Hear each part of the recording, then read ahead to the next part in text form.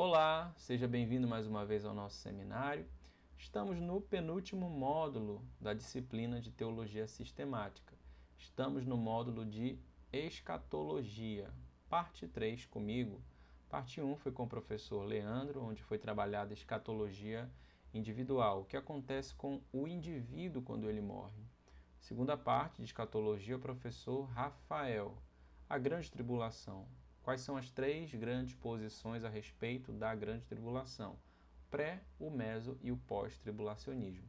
E agora a terceira parte é comigo, o milênio. Quais são também as três grandes posições a respeito do milênio?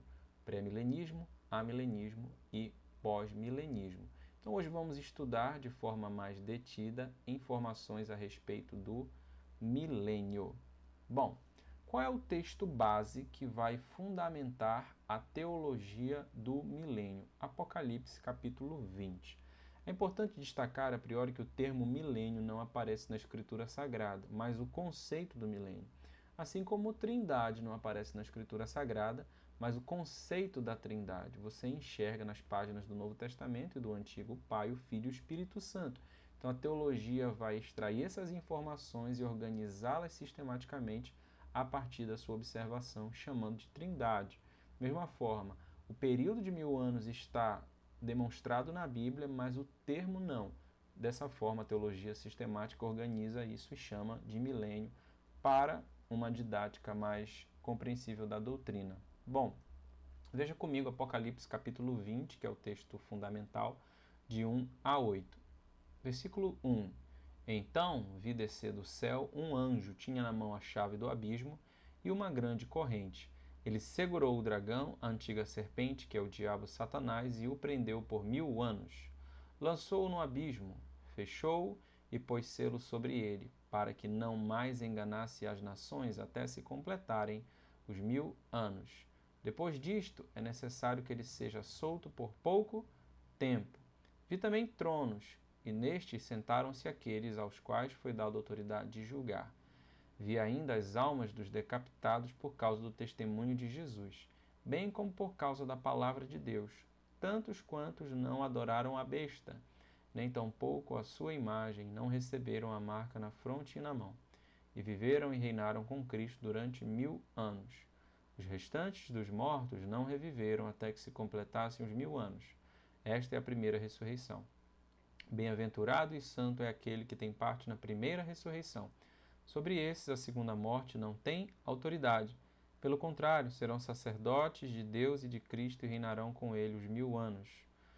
Quando, porém, se completarem os 1000 anos, Satanás será solto da sua prisão e sairá a seduzir as nações que há nos 4 cantos da terra, Gog e Magog, a fim de reuni-las para a peleja. E eu quero iniciar perguntando para você quais são os eventos fundamentais dentro do período de 1000 anos, dentro do milênio.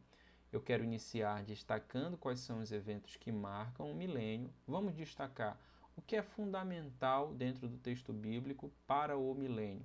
E depois de termos destacado os eventos que marcam o milênio, nós vamos olhar as escolas a respeito do milênio e como as escolas interpretam esses eventos, cada uma em sua respectiva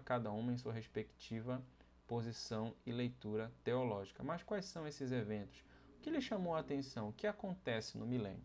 Bom, eu vou abrir aqui um arquivo no Word para poder facilitar a nossa explicação, usando como quadro, e você acompanha na sua Bíblia os versículos que serão lidos. Vamos para o versículo 1. Então vi descer do céu um anjo e tinha na mão a chave do abismo e uma grande corrente. Ele segurou o dragão, a antiga serpente, que é o diabo, Satanás, e o prendeu por 1000 anos. Lançou-o no abismo, fechou e pôs selo sobre ele, para que não mais enganassem as nações, até se completarem os 1000 anos. Depois disto, é necessário que ele seja solto por pouco tempo. Então, o primeiro evento que marca a doutrina do milênio é a prisão de Satanás no início do milênio. E o segundo evento é a soltura de Satanás no final do milênio. Como você sabe que Satanás foi preso no início do milênio e solto no final do milênio, Delano? Bom, veja comigo o versículo 2 e 3. Versículo 2, ele segurou o dragão, a antiga serpente, que é o diabo Satanás, e o prendeu por 1000 anos. Então, Satanás foi preso por um período de 1000 anos. Lançou no abismo, fechou e pôs selo sobre ele, para que não mais enganasse as nações, até se completarem os 1000 anos. Depois disto, depois do quê? Dos 1000 anos. Necessário que ele seja solto por pouco tempo.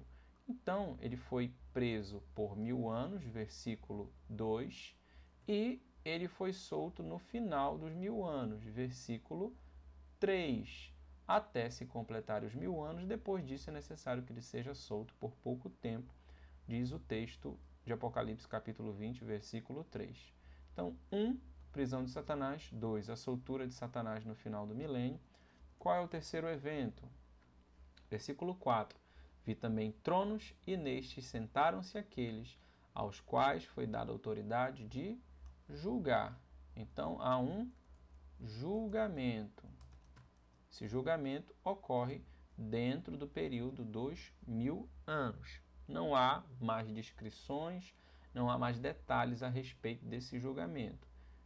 O que nós temos aqui é a informação que existirão tronos e foi dada autoridade para aqueles que sentaram-se nos tronos para julgar. Não diz que natureza possui esse julgamento. Vamos ver isso com mais detalhes. Quarto ponto, versículo 4 ainda. Vi ainda as almas dos decapitados por causa do testemunho de Jesus, bem como por causa da palavra de Deus. Tantos quantos não adoraram a besta, nem tampouco a sua imagem, não receberam a marca na fronte e na mão, e viveram e reinaram com Cristo durante 1000 anos. 5. Os restantes dos mortos não reviveram até que se completassem os 1000 anos. Esta é a primeira ressurreição.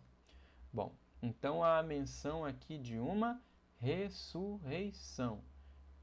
Existem duas ressurreições destacadas nesse texto. A primeira ressurreição, vamos colocar aqui assim.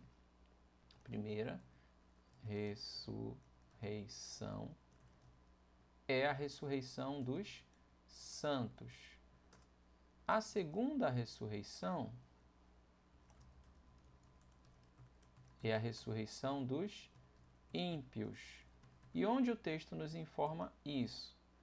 No versículo 4 e no versículo 5.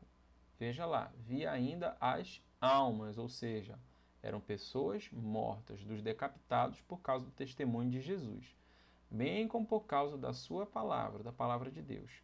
Tantos quantos não adoraram a besta, nem tampouco a sua imagem, ou seja, crentes, e não receberam a marca na fronte e na mão.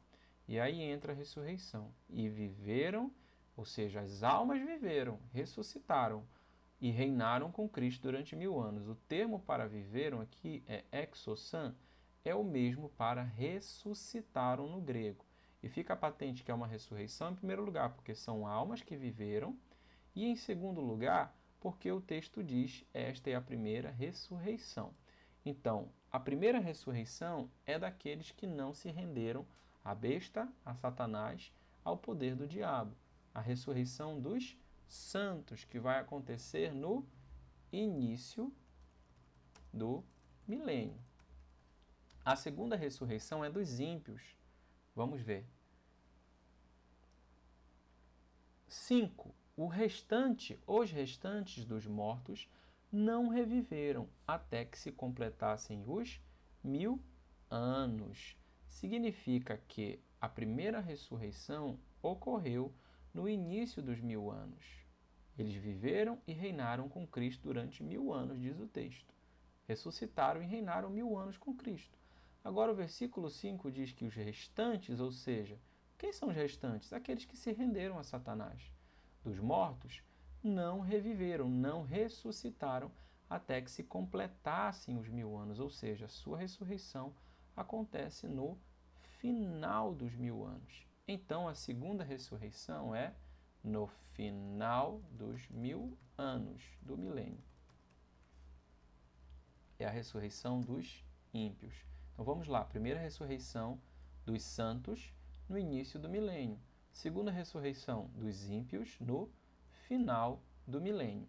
Há também uma menção aqui de uma segunda morte e, por fim, 7, uma primeira morte. Vamos perceber isso no texto. Versículo 6. Bem-aventurado e santo é aquele que tem parte na primeira ressurreição.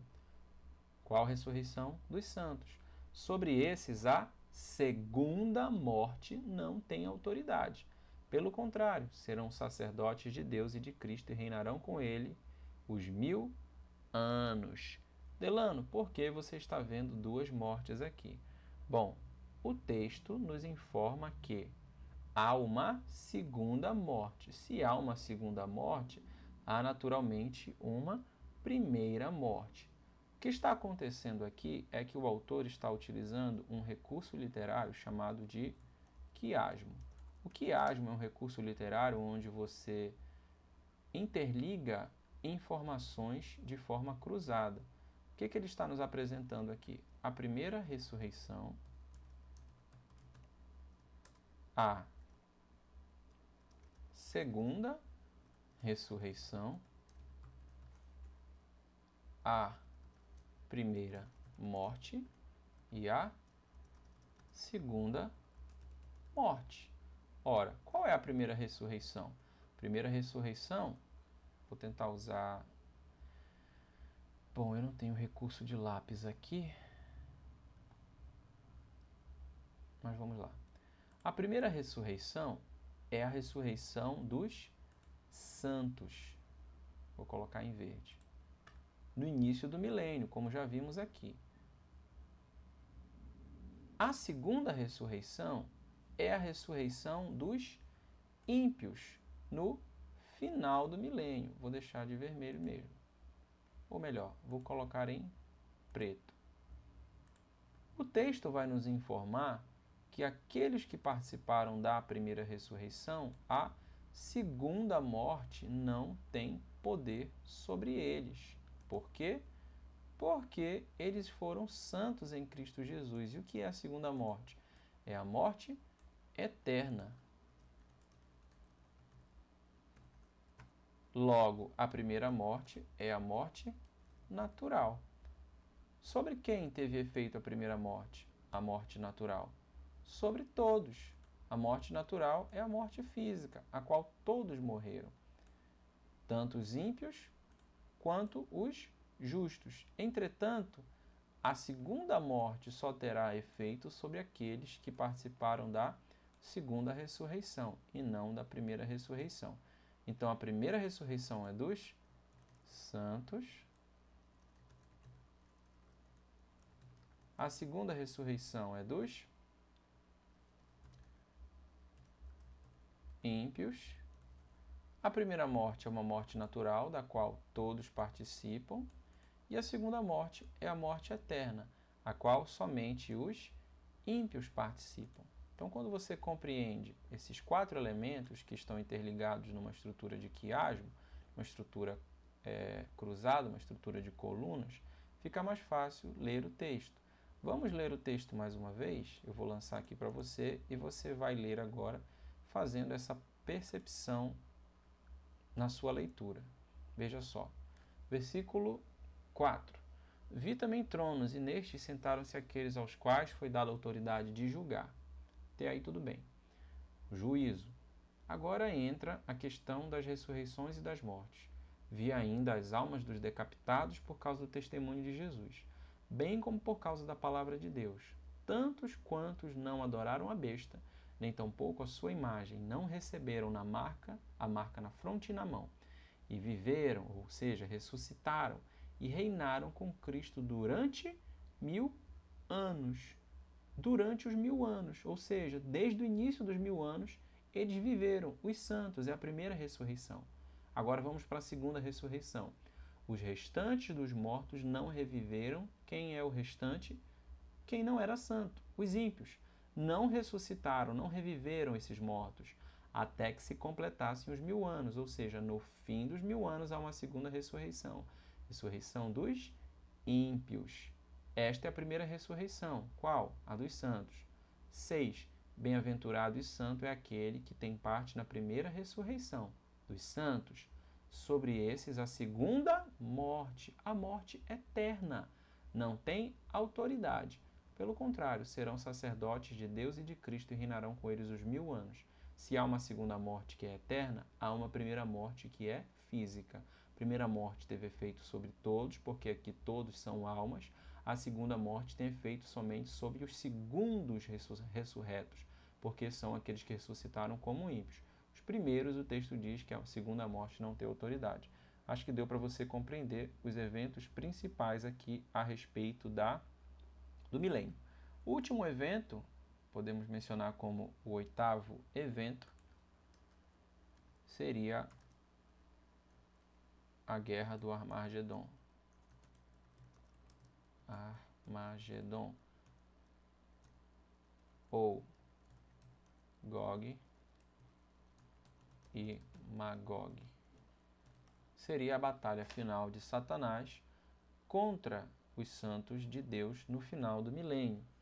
Quando, porém, se completarem os 1000 anos, Satanás será solto. Lembra que ele seria solto no final, já mencionado no início do texto? Da sua prisão, e sairá para seduzir as nações que há nos 4 cantos da terra, Gog e Magog, a fim de reuni-las para a peleja. Então eu vou abrir aqui mais uma vez o arquivo do Word, eu vou minimizar e vou deixar você bater um print desses dados. Beleza? 1, 2, 3, printou e foi. Agora vamos prosseguir para as escolas que interpretam essas posições a respeito do milênio. Esses pontos que nós vimos aqui são pontos fundamentais que o texto bíblico vai nos informar. E nós vamos estudar como cada escola vai interpretar esses pontos a respeito do milênio. Bom, a primeira escola que eu quero estudar com você, pode avançar, é o pós-milenismo. Existem 3 escolas: pós-milenismo, amilenismo e o pré-milenismo. Por que pós, a e pré? Esses prefixos pós, a e pré dizem respeito à vinda de Jesus com relação ao milênio. Como assim? O pós-milenismo vai dizer que Jesus vem pós ao milênio, ou seja, primeiro vem o milênio e quando o milênio ocorrer, Jesus vem no final do milênio. O pré-milenismo diz que Jesus volta antes do milênio, ou seja, Jesus chega e ele inaugura o milênio. A vinda de Jesus é pré ao milênio, é antes do milênio. E o amilenismo? O amilenismo diz que esse milênio ele é simbólico. Não é um período de tempo, de fato, de 1000 anos, mas um período simbólico que, inclusive, já está acontecendo. Desde o momento que o Senhor foi assunto aos céus até a sua vinda, ele está reinando no reino milenar, um reino simbólico de Cristo. O pós-milenismo vai dizer o seguinte, a sua informação fundamental, como já foi colocado aqui. A parousia de Cristo ocorrerá após o milênio. Parousia é um termo grego que significa encontro. Parousia significa encontro.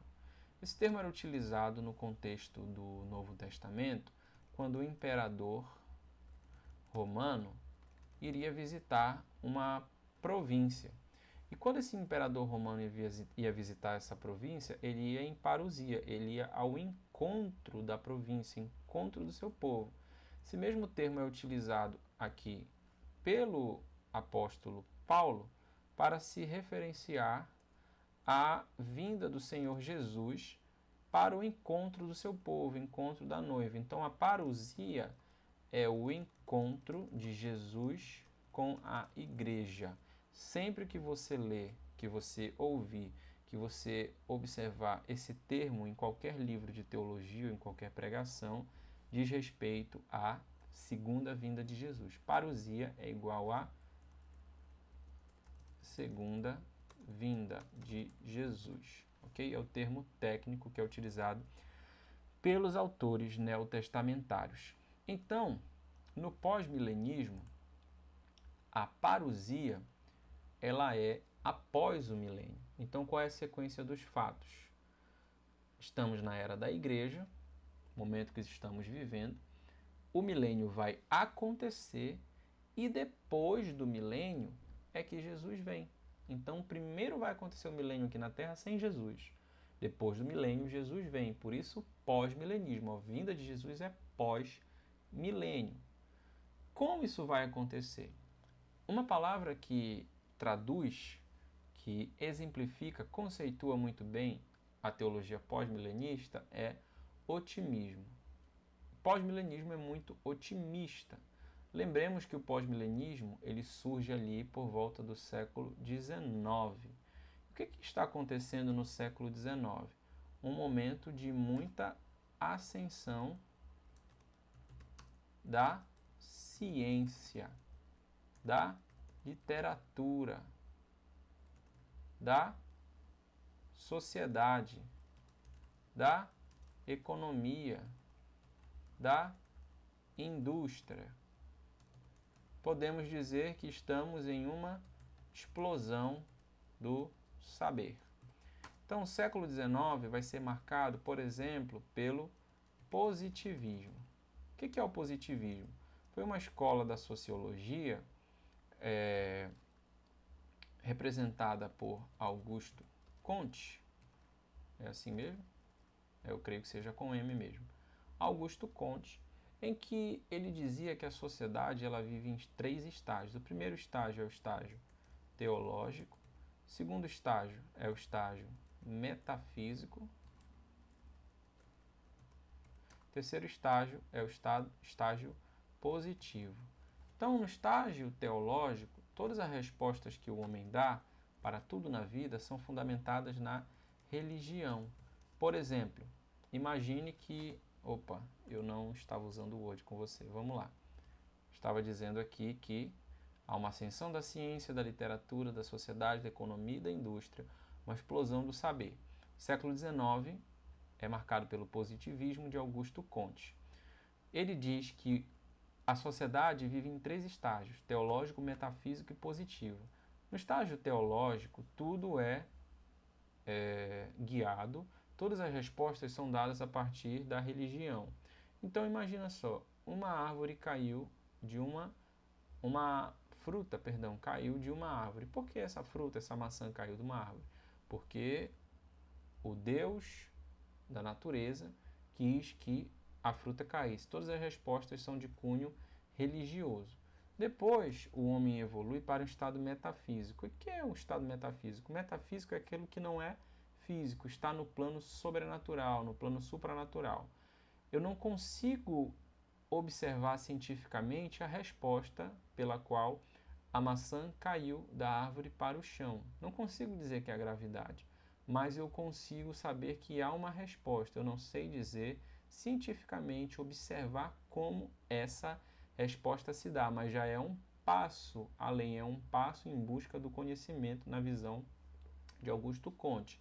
Então a resposta está para além, porém sem observação científica. Não necessariamente tudo depende da religião nesse estágio. E o terceiro ponto é o estágio positivo, onde todas as respostas dependem do método científico. Tudo depende da ciência, porque a maçã caiu do chão, não mais por causa do Deus tal, não mais porque eu não consigo observar, mas porque a força da gravitacional atraiu a maçã para o centro da Terra. Então, para o século XIX, a ciência está avançando, a indústria está avançando, o homem está aprendendo mais, os direitos humanos estão avançando, tudo está avançando na visão deles, é chamado até de darwinismo social, ou seja, há uma adaptação, há um desenvolvimento da sociedade em direção a prosperidade, e com isso o cristianismo também avançará em direção à implantação terrena do reino de Deus, porque com o avanço da ciência, do conhecimento e o avanço da moralidade do homem, o cristianismo vai avançar também em direção a um estado de paz. Não haverão mais guerras, não haverá mais fome e necessidade na terra, mas o reino de Deus será implantado, e necessariamente o milênio em que Jesus governa, na realidade, na visão pós-milenista, não Jesus ainda, mas que a igreja governa, que o cordeiro brincará com o leão à luz da visão de Isaías, porque tudo estará em perfeita paz. Então, percebe, com a pregação do evangelho a toda criatura, o avanço das missões,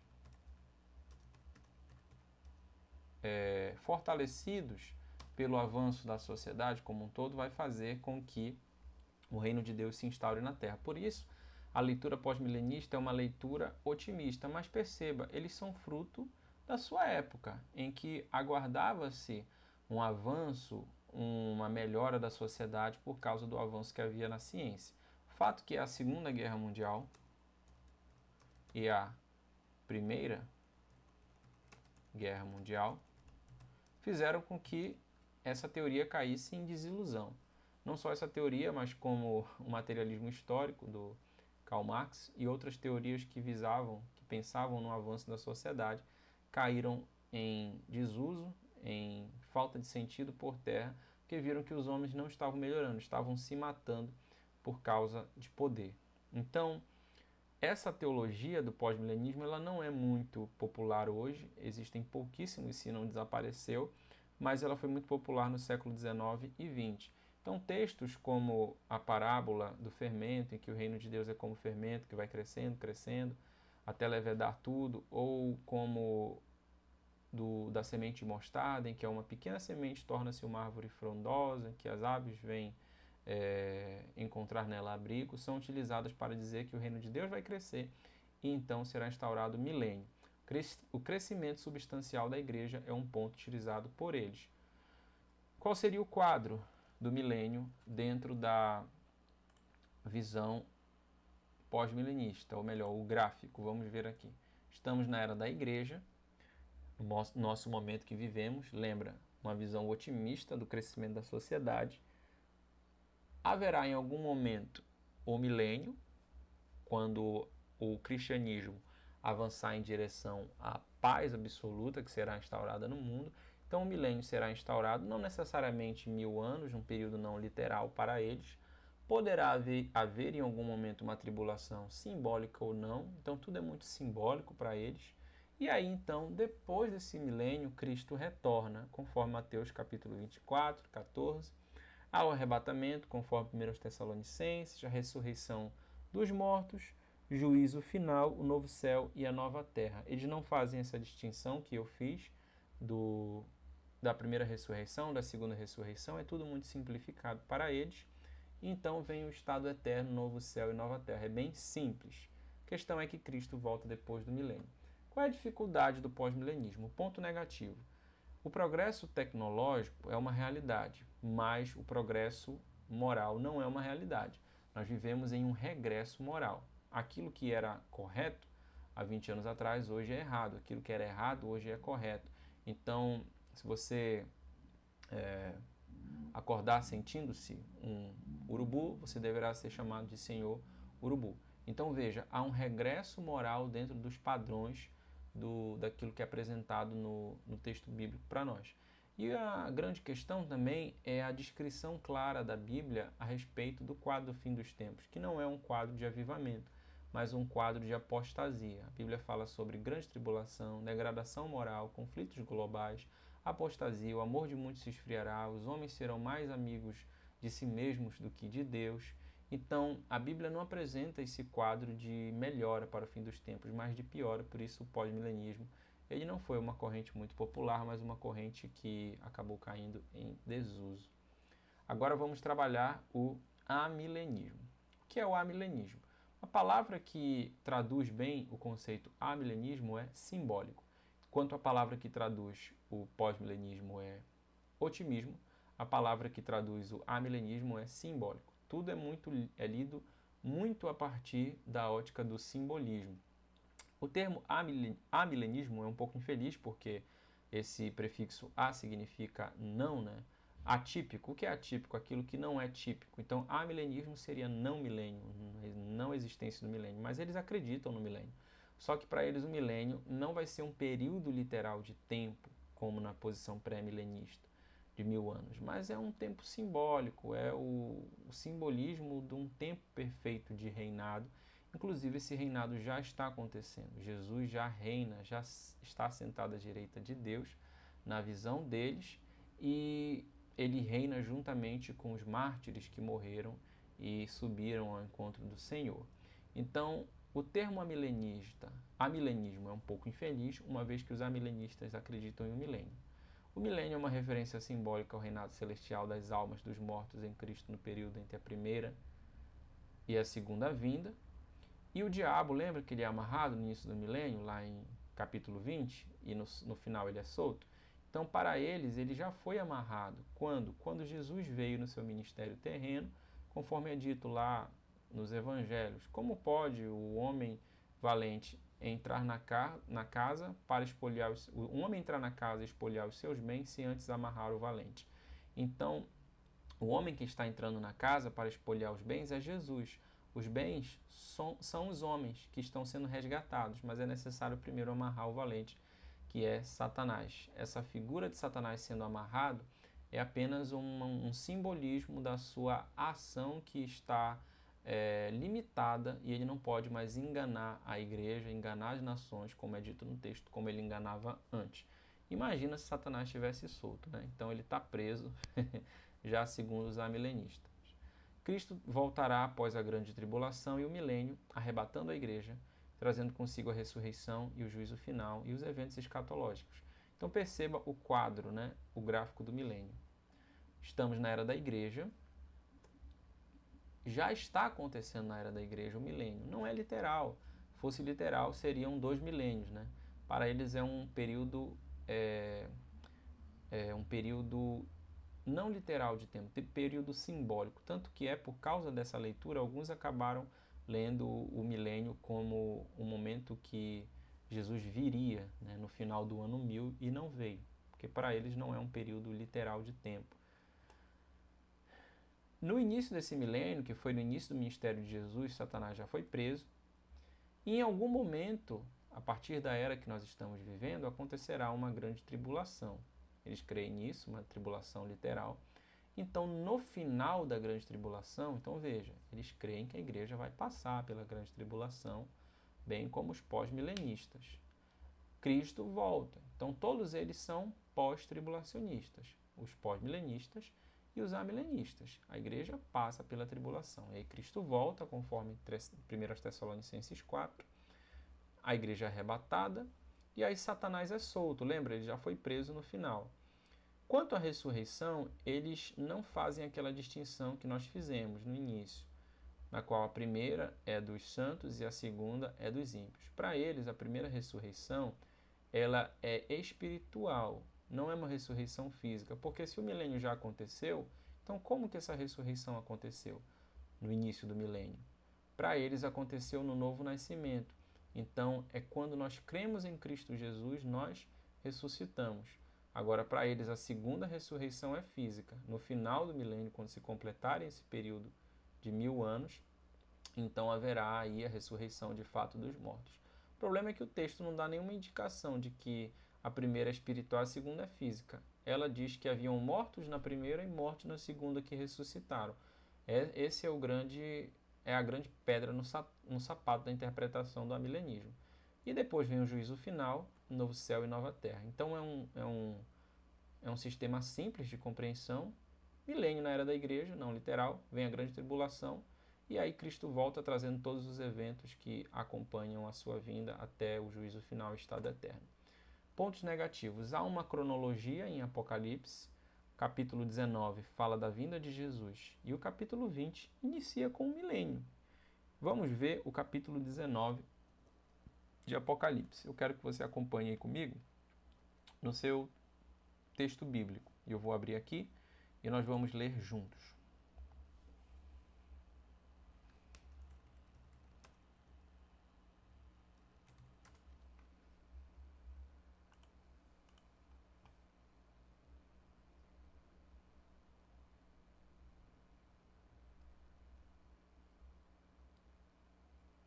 Versículo 5 do capítulo 19.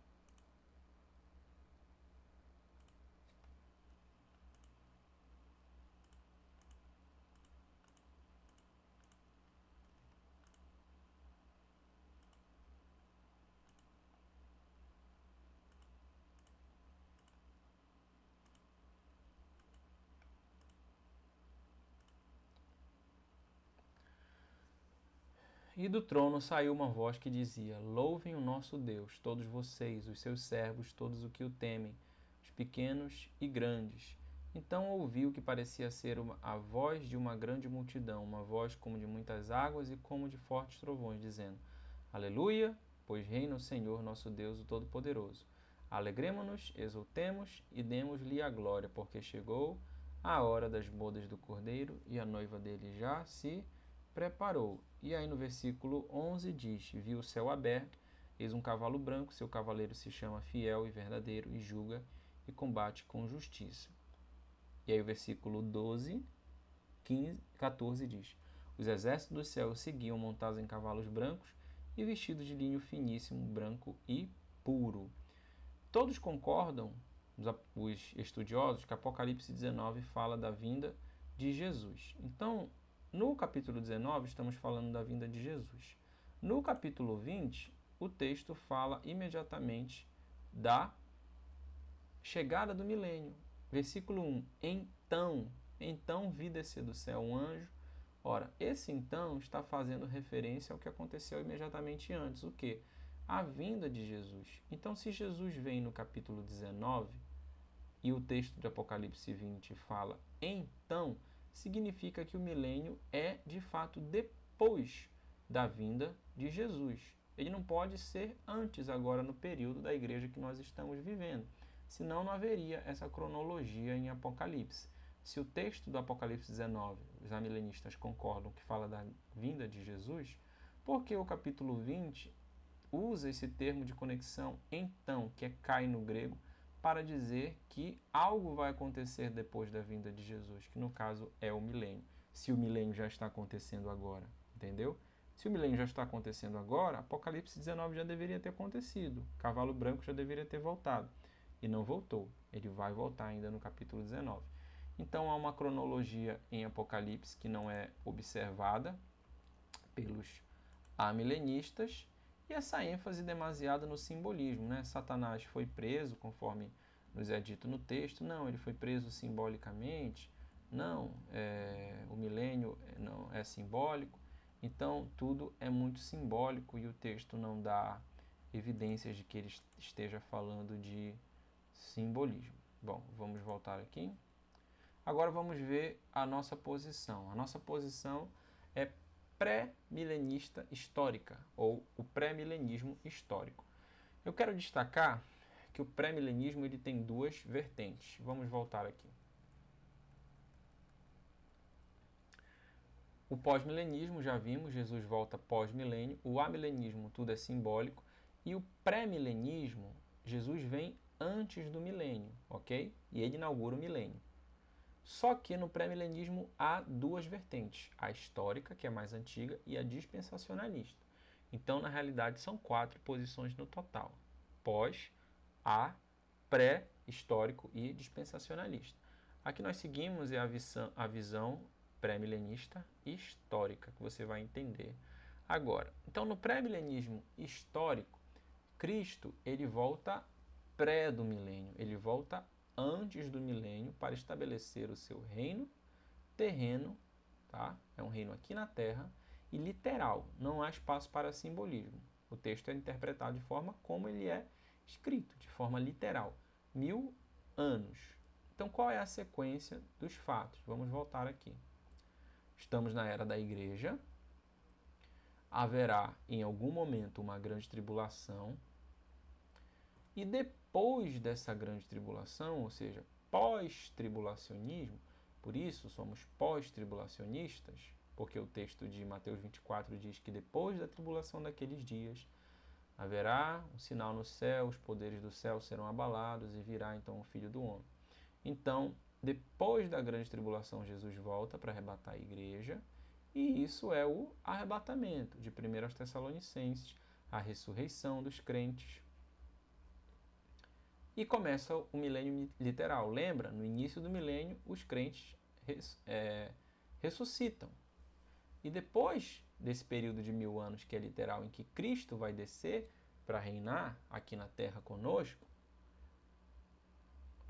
Satanás é preso no início, e aí depois, eu falava isso, Satanás é solto no final dos 1000 anos. Acabaram os 1000 anos, ressuscitam então os incrédulos. Então, a primeira ressurreição é no início dos 1000 anos, junto com a prisão de Satanás. A segunda ressurreição é no final dos 1000 anos, junto com a soltura de Satanás. E aí vem o juízo final, que é o trono branco, novo céu e nova terra, e o estado eterno, Nova Jerusalém, para sempre. Essa é a leitura mais natural do texto, o texto como ele se apresenta. Então, no pré-milenismo histórico, somos pós-tribulacionistas, porque Jesus vem depois da grande tribulação, e somos pré-milenistas, porque Jesus vem antes do milênio. Ele vem depois da tribulação, mas vem antes do milênio. Por quê? Porque ele inaugura o milênio. Então, acaba a tribulação, Jesus vem, pós-tribulacionismo. Começa o milênio, Jesus já chegou, pré-milenista histórico, tá? Grave isso. O pré-milenista histórico crê que Jesus vem antes do milênio, mas ele passa pela grande tribulação. Para o pré-milenista dispensacionalista, Jesus também vem antes do milênio, só que ele vem antes da grande tribulação. Então, ele é pré-milenista e pré-tribulacionista. Por quê? Jesus vem antes da grande tribulação arrebatar a igreja. Ele é pré-tribulacionista, porque ele vem antes da grande tribulação, e pré-milenista, porque ele vem antes do milênio. Nós não cremos assim. Essa é a visão da Assembleia de Deus e de outras igrejas. A nossa visão é que Jesus vem pós-tribulação e vem pré-milênio. É o pré-milenismo histórico. Calma que você vai conseguir se adaptar a esses muitos termos. Então vamos ver as características do pré-milenismo histórico. Cristo voltará antes do milênio para estabelecer seu reino terreno e literal de 1000 anos, já falamos isso. E Cristo voltará após, ou seja, pós-tribulacionismo, a grande tribulação, e arrebatará a igreja nos ares, e ambos retornarão gloriosamente à terra. Somente quando Cristo voltar, Satanás será amarrado no abismo por 1000 anos. No início dos 1000 anos, Satanás será amarrado. Os crentes serão ressuscitados no início dos 1000 anos, lembra? Primeiros momentos da aula. Os incrédulos serão ressuscitados no final dos 1000 anos, segunda parte da aula. E ao fim dos 1000 anos, Satanás é solto e haverá uma grande batalha mundial. Gog e Magog, mas serão derrotados por Cristo definitivamente ao Armagedon. Então haverá o juízo final. Foi para isso que ressuscitaram os ímpios e Satanás foi solto. Trono branco e tribunal de Cristo. Advergências para todos. Por que eu coloquei advergências? Porque alguns falam que o trono branco é diferente do tribunal de Cristo. Como se o trono branco fosse o juízo final e o tribunal de Cristo um juízo para galardão. Por isso eu coloquei advergências. Para mim é a mesma coisa, são dois termos que significam o mesmo juízo. Mas isso aí diverge de autor para autor, mas não vai fazer nenhuma diferença na cronologia dos eventos aqui. Foi só um detalhe. Então, retornando. Era da igreja, grande tribulação, retorno de Cristo, com o arrebatamento e ressurreição dos crentes no início do milênio, prisão de Satanás no início do milênio, soltura de Satanás no final do milênio, ressurreição dos incrédulos no final do milênio, juízo final, que é o trono branco, novo céu e nova terra, estado eterno. Por que essa leitura teológica é preferida? É a leitura mais natural do texto, sem colocar simbolismos no texto. E a posição dominante nos pais da igreja, do século II ao século IV, eles aguardavam uma grande tribulação e aguardavam um milênio literal, antes da vinda, no caso, um milênio que aconteceria depois da vinda de Jesus, ou seja, a vinda de Jesus seria antes do milênio. Algumas passagens do Antigo Testamento não parecem caber nem na presente era nem no estado eterno, dá a entender que não pode ser agora e dá a entender que não pode ser também no estado eterno, precisaria ser no momento intercalar ali, no momento intermediário. Depois você vê cada uma dessas passagens. E, por fim, Apocalipse 21:6 não descreve a presente era da igreja, sendo melhor compreendê-lo como uma referência a um reinado milenar futuro de Cristo.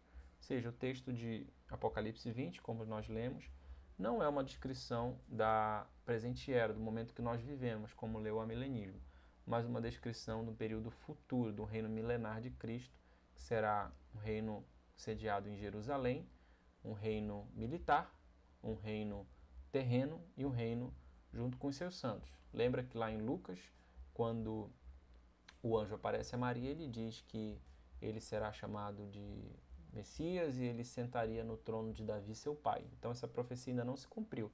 Ele precisa sentar no trono de Davi, seu pai, e esse trono será em Jerusalém. E agora vamos entrar na posição que é majoritária na igreja brasileira hoje, especialmente entre os pentecostais, que é o pré-milenismo dispensacionalista. O pré-milenismo dispensacionalista, vamos lá, ele é igual no que diz respeito à posição do milênio ao pré-milenismo histórico. Ele vai se diferenciar em muitos outros detalhes.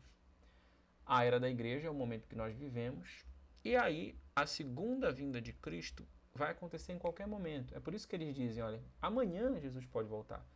Eu venho para o ensaio amanhã se Jesus não voltar hoje. Nós não cremos nisso, porque para nós Jesus não vai voltar antes de acontecer a grande tribulação. O que pode acontecer em qualquer momento é a grande tribulação. Como Jesus vai voltar amanhã se a tribulação não aconteceu ainda?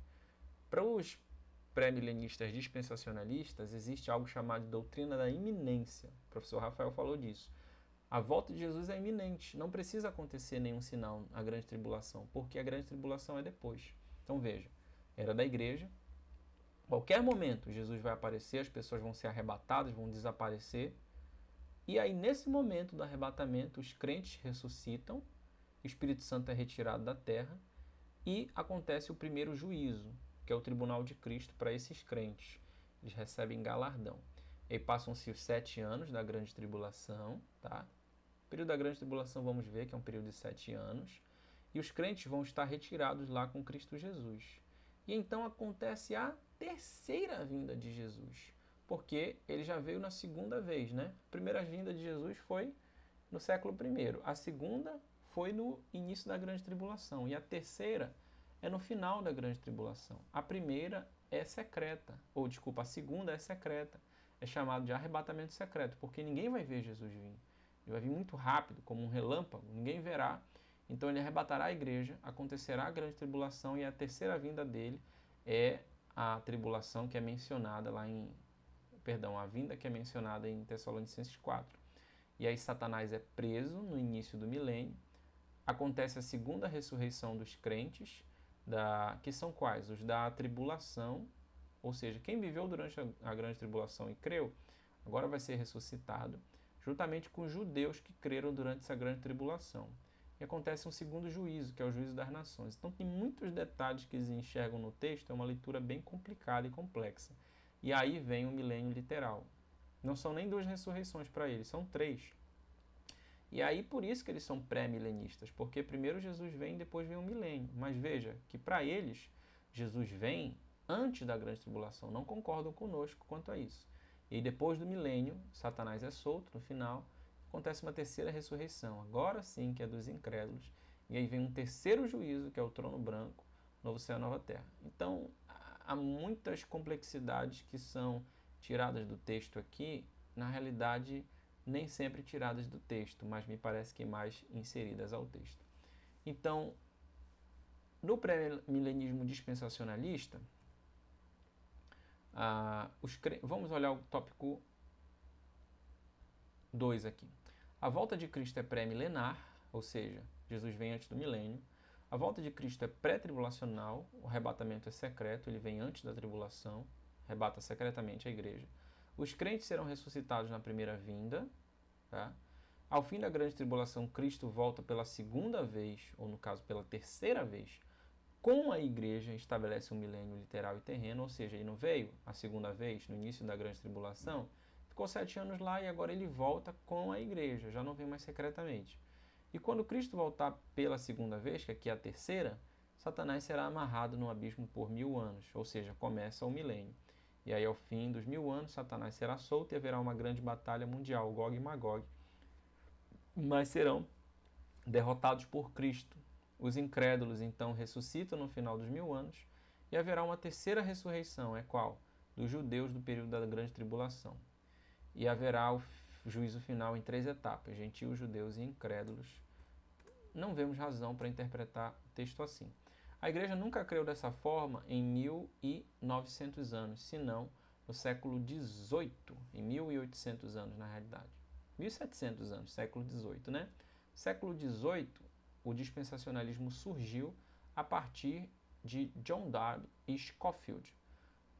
Havia uma congregação que era chamada de Reunião dos Irmãos, uma igreja não denominacional, em que eles se reuniam na cidade de Plymouth, no século XVIII, e ali uma mulher chamada Margaret MacDonald teve uma visão que ela alegava que Cristo voltava para a terra secretamente, antes da grande tribulação, e arrebatava a igreja.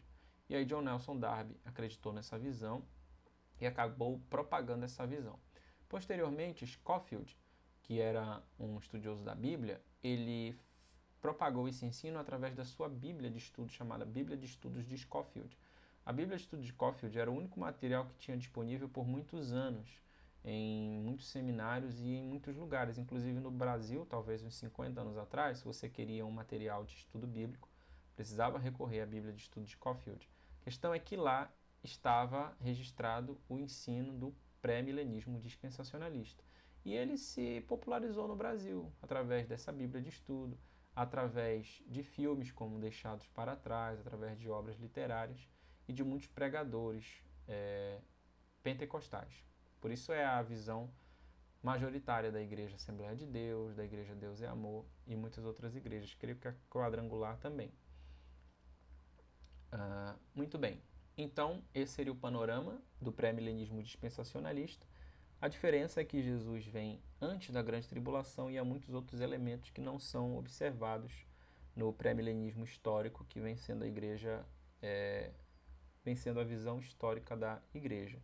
Com relação à grande tribulação, gente, nós podemos observar que de fato há um período de 7 anos, isso em todas as posições.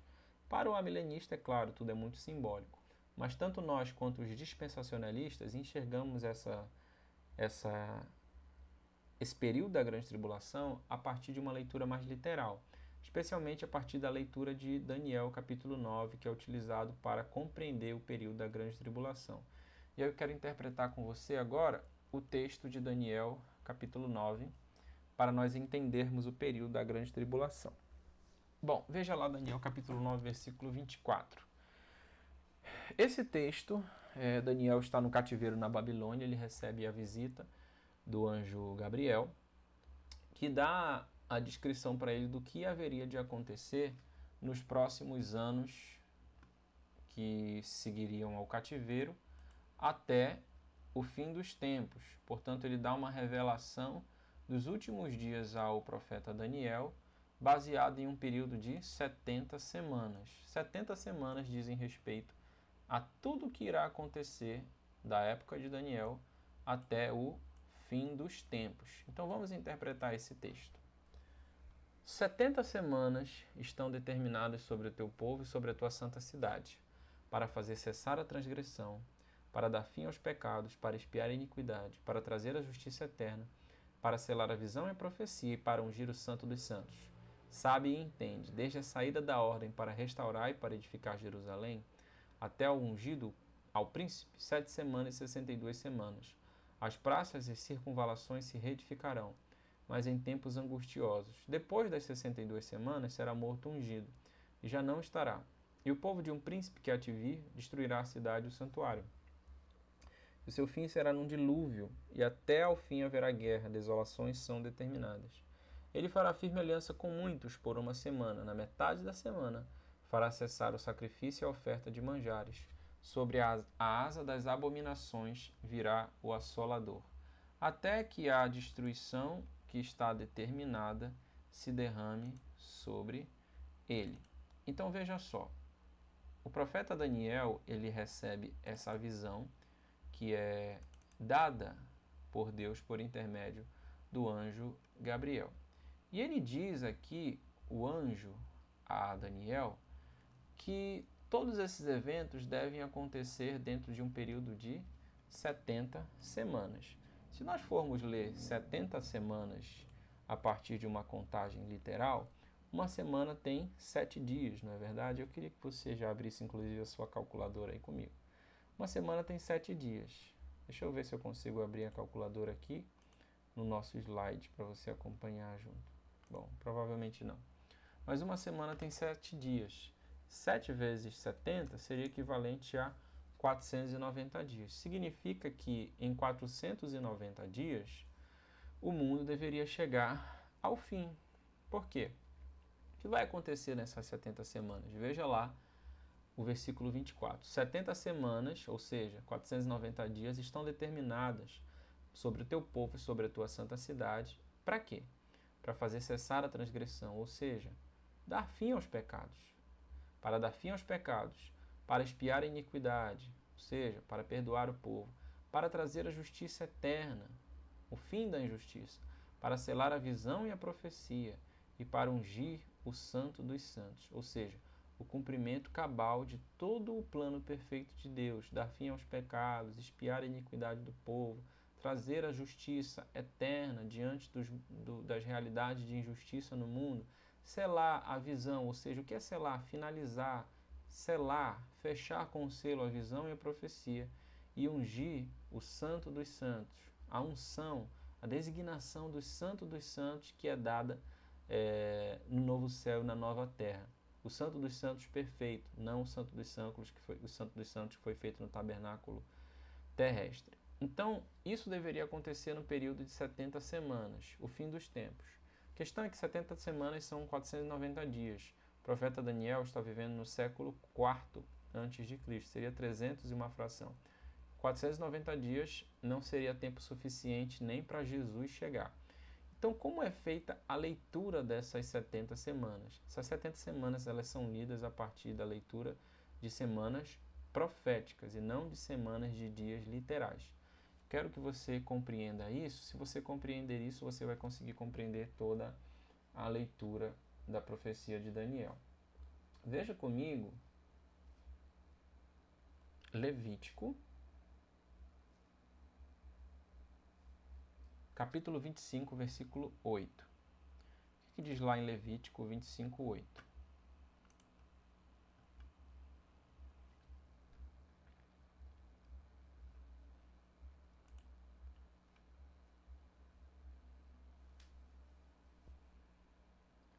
Levítico 25, 8 é o período do ano do jubileu. E aqui Deus ensina como Moisés, como o povo, deveria contar anos proféticos, semanas proféticas.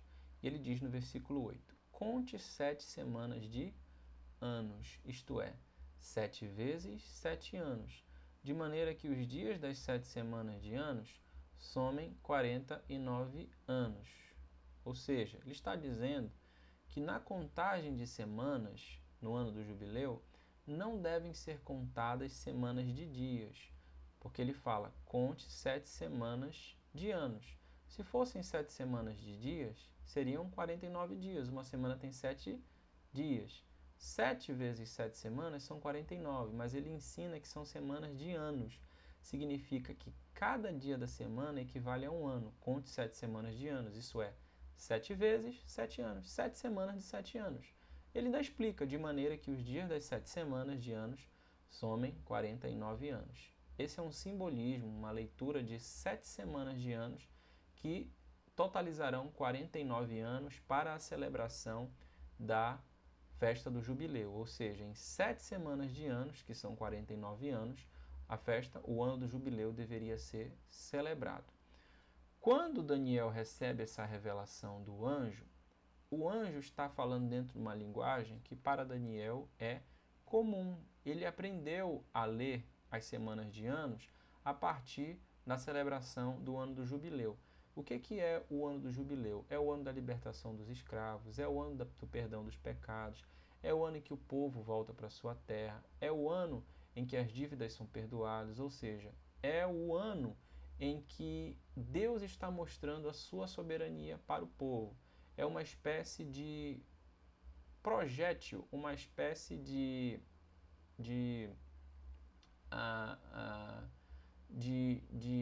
ensaio para o dia do Senhor, para o fim dos tempos. É um símbolo para o dia do Senhor.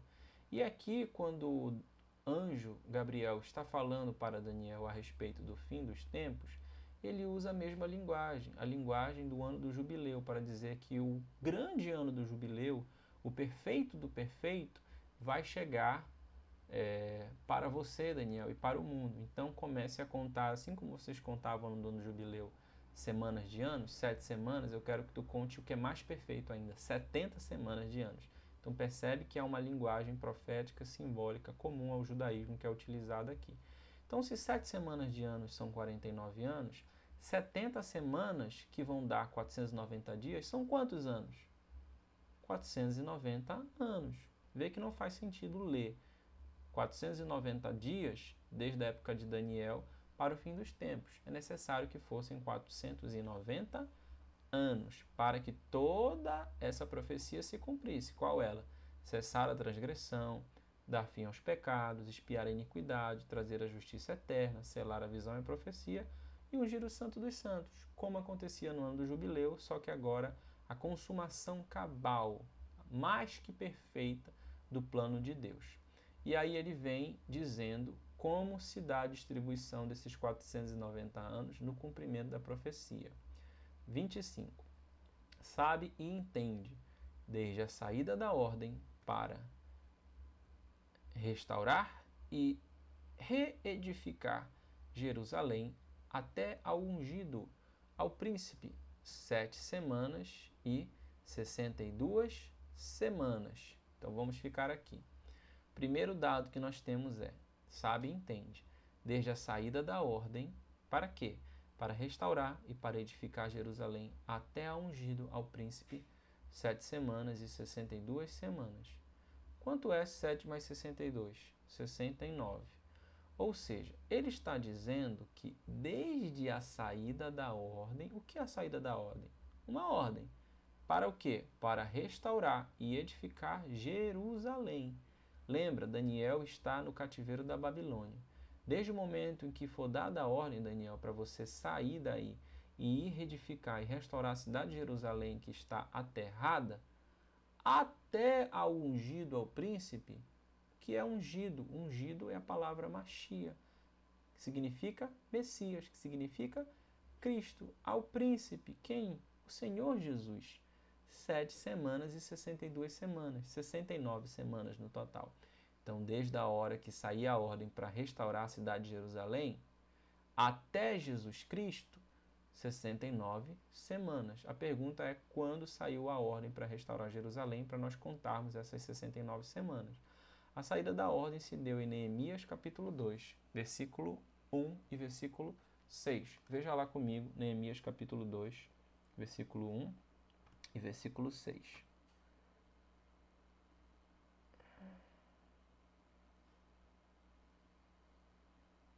Neemias 2, 1.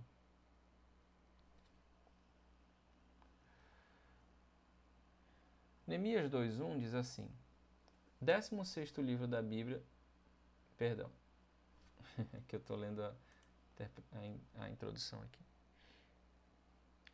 Neemias 2. No mês de Nissan, no 20º ano do reinado de Artaxerxes, uma vez posto o vinho diante dele, eu peguei e ofereci ao rei. Ora, nunca antes eu tinha estado triste diante dele. O mês de Nissan é equivalente ao mês de março e abril para nós. Então vamos colocar aqui o mês de abril, o período da Páscoa. 20º ano do reinado do rei Artaxerxes. De acordo com a história, o rei Artaxerxes, seu 20º ano, ocorreu no ano de, eu vou colocar aqui mais uma vez no nosso quadro.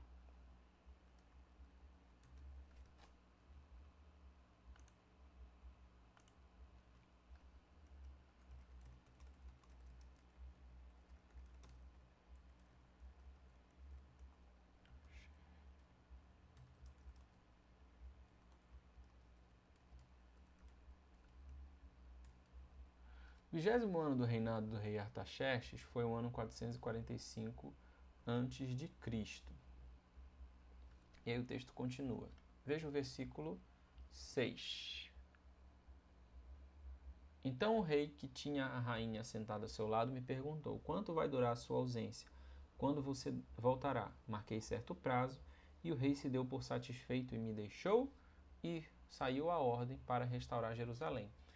O Neemias, que estava servindo ao rei, foi visto como triste, cabisbaixo, abatido, e o rei pergunta para ele: o que você tem, Neemias? Então Neemias vai dizer: como eu vou estar feliz se a cidade dos meus pais e tal, ela está destruída, está com seus muros caídos. Então o rei dá a ordem, permite que Neemias retorne à cidade para restaurar Jerusalém, que estava caída. Quando se deu, o texto dá uma localização temporal. No mês de Nissan, no mês de abril, no 20º ano do reinado do rei Artaxerxes. Então, a ordem para restaurar e edificar Jerusalém, conforme é dada lá na interpretação da profecia, foi no ano 445. Então, sabe e entende, desde a saída da ordem para restaurar e edificar Jerusalém. Então, desde o momento que foi ordenado isso, até Jesus ungido o príncipe, 7 semanas e 62 semanas. Então temos que contar de 445 a.C. até 7 semanas e 62 semanas. Quantos anos isso vai dar? 7 mais 62 são 69. E aí basta a gente fazer a conta. 69 vezes 7, né? São 69 semanas, 483 dias. Mas lembra, nós estamos lembrando como semanas de anos e não de dias. Então, de 445, quando saiu a ordem, até mais 483 anos, vão se passar, vai cair em que ano? É só você fazer a conta. Então, estamos em 445 a.C. Saiu a ordem. E aí o texto diz que até o ungido vão se passar 483 anos, 7 semanas e 62 semanas. Quanto isso vai dar?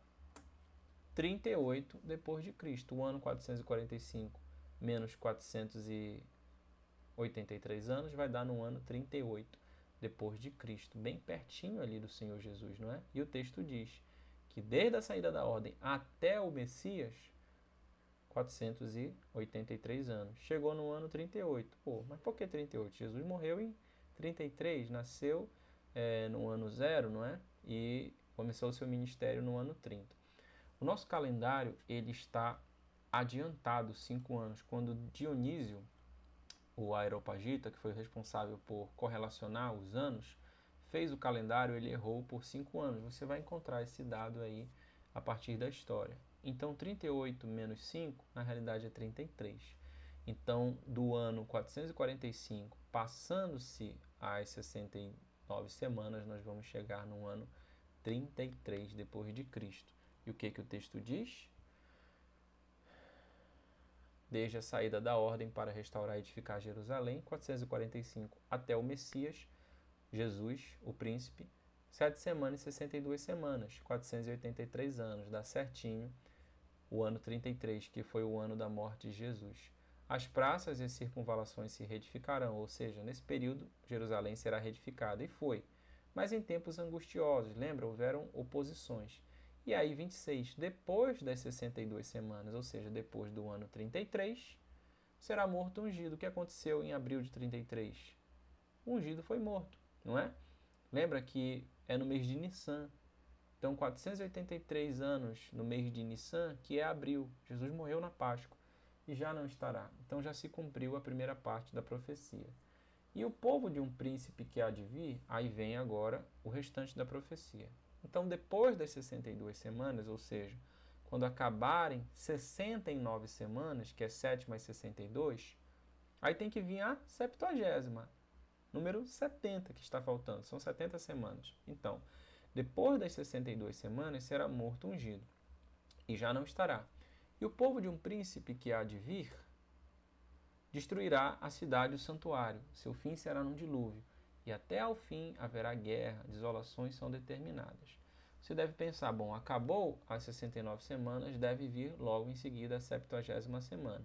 Mas é aí que entra algo que nós chamamos de hiato. Há um intervalo entre a 69ª semana e a 70ª semana, porque o texto diz, depois das 62 semanas, ou seja, no fim da semana 69, será morto ungido e já não estará.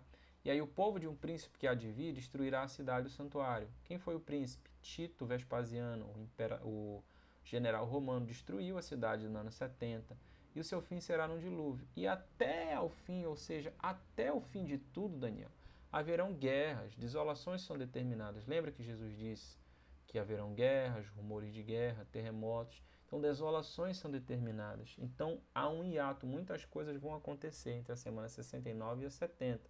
Nós não temos acesso ao momento que vai acontecer a semana 70, porque ela está debaixo da soberania de Deus. Se nós soubéssemos quando vai acontecer a semana 70, tínhamos como calcular a vinda de Jesus e o fim dos tempos. Isso Deus não permitiria. Então, estamos num hiato. Passaram-se as 69 semanas. E aí o versículo 27 agora entra com a semana que está faltando, a 70ª. 27. Ele fará firme aliança com muitos. Quem? O príncipe que há de vir, que destruirá a cidade. O povo de um príncipe que há de vir destruirá a cidade. E o santuário, seu fim será um dilúvio. E até ao fim haverão guerra, desolações serão determinadas. Ele fará aliança com muitos por uma semana. Na metade da semana, fará cessar o sacrifício e a oferta de manjares. Sobre as abominações virá o assolador, até que a destruição que está determinada se derrame sobre ele. Então, veja só. O povo de um príncipe que há de vir são os romanos que destruíram a cidade de Jerusalém, tá? E aí, depois de terem destruído a cidade de Jerusalém, entrou, né, nesse período de hiato da 69ª semana até a 70ª semana. Esse há de vir diz respeito a um príncipe. Estamos fazendo uma referência aqui ao anticristo. Tá? É por isso que muitos interpretam que o anticristo ele vem da Europa. De alguma forma, ele vem como um novo ressurgidor do Império Romano, porque o texto diz que o povo de um príncipe que há de vir vai destruir a cidade, e se esse príncipe há de vir, ele ainda virá. E aqui no versículo 27 diz, ele fará aliança com muitos. Quem? O príncipe que há de vir. Então é o anticristo. E aí estamos entrando na 70ª semana. Ele fará aliança com muitos por uma semana. É a semana que está faltando. E na metade da semana fará cessar o sacrifício e a oferta de manjares. Então, gente, se nós interpretamos até aqui que cada semana equivale a 7 anos simbólicos, então ele fará aliança com muitos por uma semana, são quantos anos? 7 anos. Então são justamente os 7 anos da grande tribulação. Por isso que interpreta-se que a grande tribulação tem 7 anos. Ele fará aliança com muitos por uma semana, 7 anos, e na metade da semana, ou seja, 3 anos e meio, fará cessar o sacrifício e a oferta de manjares. Perceba, a oferta de manjares e o sacrifício voltaram a ser oferecidos. Para isso, a necessidade de um tempo. Por isso, uma das profecias ligadas à grande tribulação é a reconstrução do templo de Jerusalém. Sobre as asas das abominações virá o assolador. Quem é o assolador? É quando o anticristo se manifesta, na metade da semana, nos 3 anos e meio. Por isso que alguns são mesotribulacionistas. Dizem que no momento que o anticristo vai se manifestar, o povo é tirado da terra. até que a destruição que está determinada se derrame sobre ele. Então, interpretamos aqui as 70 semanas de Daniel e vimos que a última semana que falta, creio que deu para você entender, é a semana da grande tribulação, não sabemos quando ela vai começar, e nela o anticristo vai se manifestar. Na metade da semana, ou seja, 3 anos e meio, ele aparece como de fato o anticristo. No início da semana, ele é apenas um grande articulador social, um grande articulador político que vai conseguir fazer uma aliança de paz para que o templo seja levantado entre muçulmanos, entre israelenses, entre cristãos, e muitos serão enganados por ele, mas no meio da semana ele vai quebrar esse acordo de paz, essa aliança, e vai se manifestar como o assolador, que é mencionado tanto por Daniel quanto por Jesus. Bom, muito bem. Esse tempo da grande tribulação de uma semana, ele pode ser visto em vários outros textos bíblicos, especialmente a segunda metade da semana, que são os 3 anos e meio. Você quer ver? Veja comigo aí o texto de... Quero que você veja comigo alguns textos que vão falar sobre esses 3 anos e meio de terror do anticristo. Daniel, capítulo 7, versículo 25, o que que diz?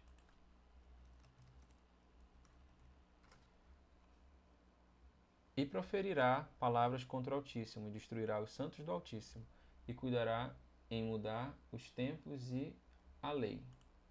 Deixa eu abrir aqui, para ver o restante. E eles serão entregues na sua mão por um tempo, tempos e a metade de um tempo. Está falando de quem aqui? Do anticristo. Lembra que essa é a visão dos 4 reinos. O primeiro reino é o do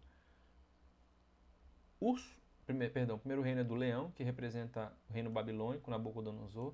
Já estudamos isso no Antigo Testamento. O segundo reino é o reino do urso, que representa a Média e a Pérsia. O terceiro reino é o reino do leopardo, que é Alexandre o Grande.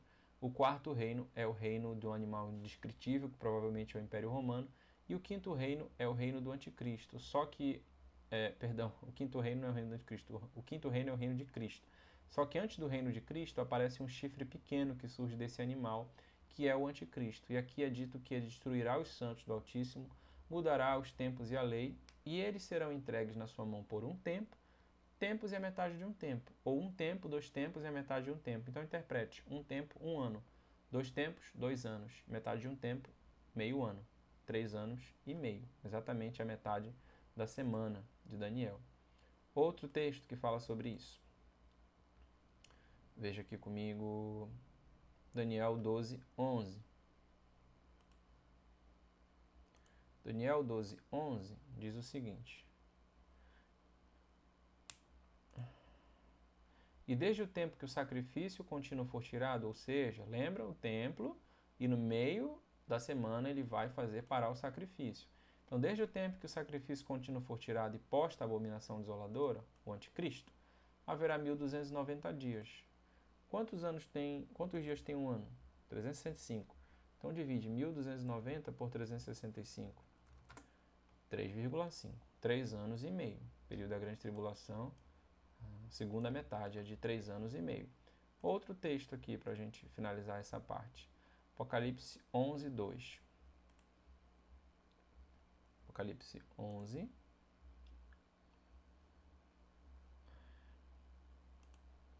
2. E deixa o átrio que está fora do templo e não meças, porque foi dado às nações, e pisarão a cidade santa por 42 meses. Falando também do período da grande tribulação, que a cidade santa será pisada por 42 meses, é o período que as 2 testemunhas profetizarão por 1260 dias, que dá 3 anos e meio. E 42 meses é o quê? Quantos meses tem um ano? 12, né? 42 dividido por 12 dá 3 anos e meio. Então, biblicamente, matematicamente, o período da grande tribulação é uma semana, que são 7 anos, e o momento que o anticristo vai se manifestar é o período de 3 anos e meio, ou seja, a metade da grande tribulação. E aí vamos continuar daqui.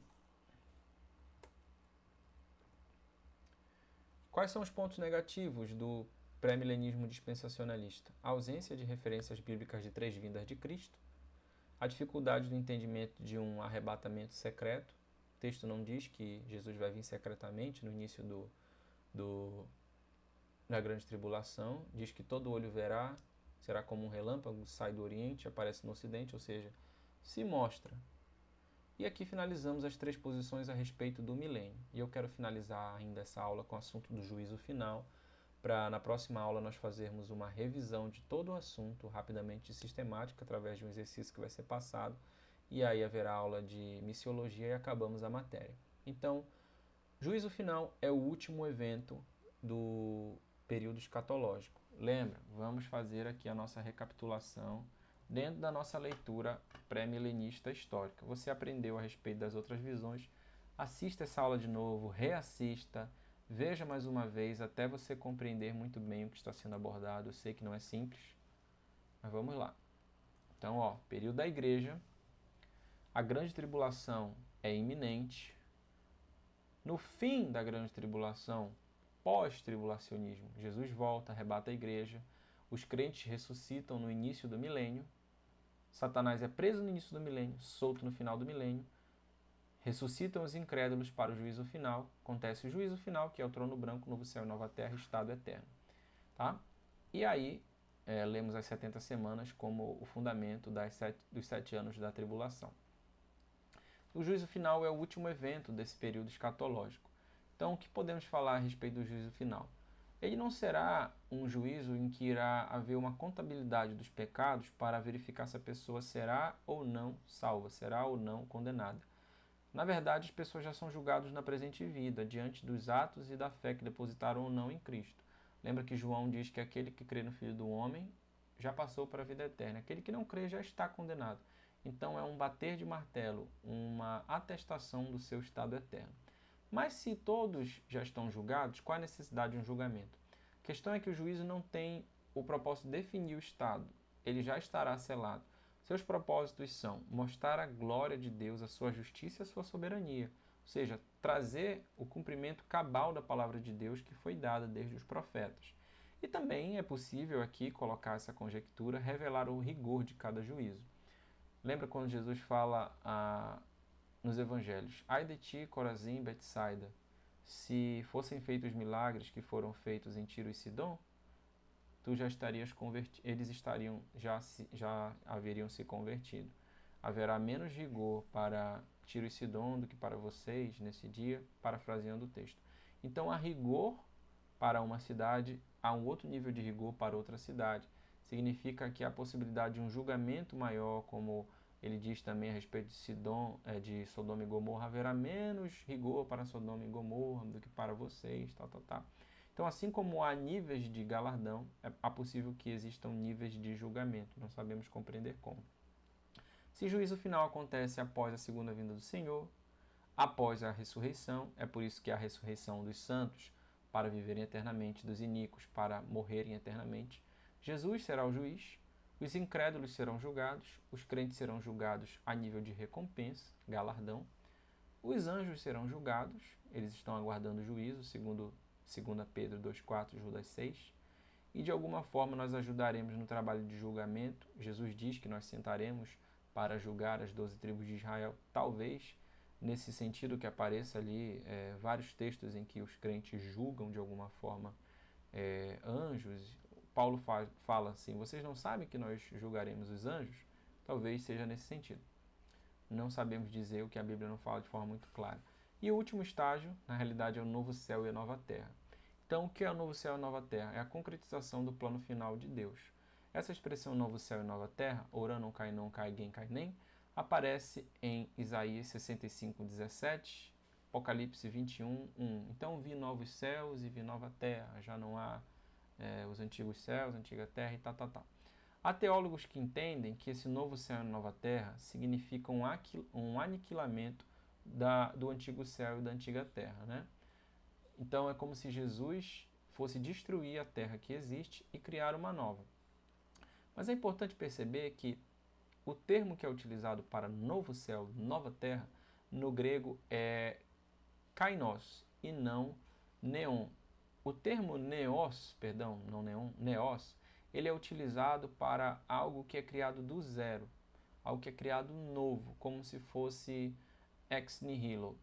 Mas o termo kainos diz respeito a uma renovação, algo que é transformado.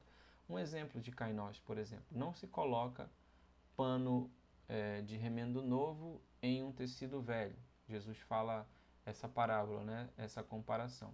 Então, você não pega um pano de um tecido novo e coloca num tecido velho. Está falando de um reaproveitamento. Não é algo que foi criado novo, mas uma reaproveitação de algo.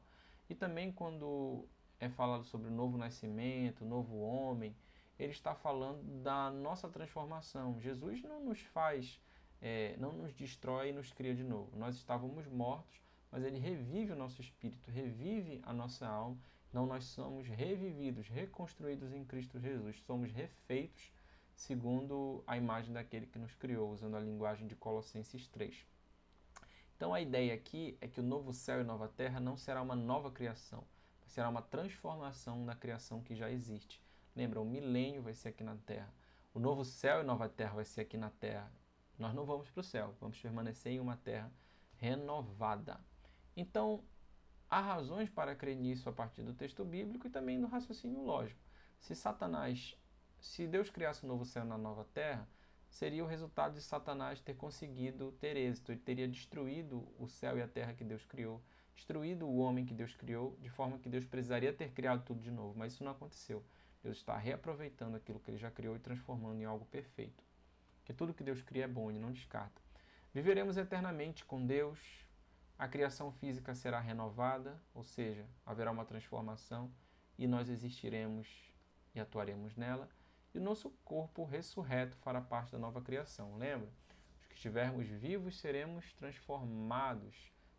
Os mortos em Cristo ressuscitarão primeiro e nós, os vivos, seremos transformados. Paulo fala sobre um corpo incorruptível, um corpo espiritual, semelhante ao de Jesus Cristo, ou seja, teremos um corpo glorificado que habitará no novo céu e na nova terra. E essa nova criação será eterna. E eu quero finalizar lendo Apocalipse 21, 23 com você, que diz assim: E a cidade não necessita de sol nem lua, para que nela resplandeçam, porque a glória de Deus a tem iluminado, e o Cordeiro é sua lâmpada. E as nações dos salvos andarão à sua luz, e os reis da terra trarão para ela sua glória e honra. Suas portas não se fecharão de dia, porque ali não haverá noite. E a ela trarão a glória e a honra das nações, e não entrará nela coisa alguma que contamine e cometa abominação e mentira, mas só os que estão escritos no livro da vida do Cordeiro. Aleluia, glória a Deus. Não haverá mais choro, nem ranger de dentes, nem pranto.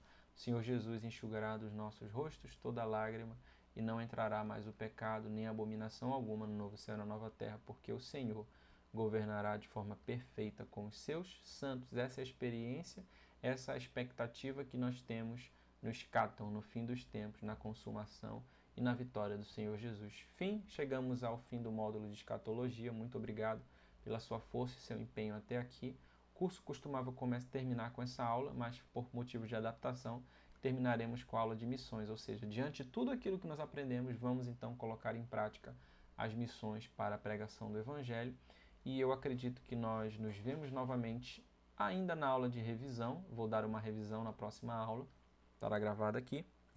A pastora Meire irá trabalhar com você missões e então nos vemos somente no módulo de Novo Testamento, na matéria de Novo Testamento, que deverá ser daqui a 2 ou 3 aulas. Acompanhe aqui no seu portal. Um abraço, estude esse tema, reestude, assista o vídeo, procure materiais. A bibliografia indicada está aqui. Através dessa bibliografia você consegue compreender melhor esse assunto. Um abraço.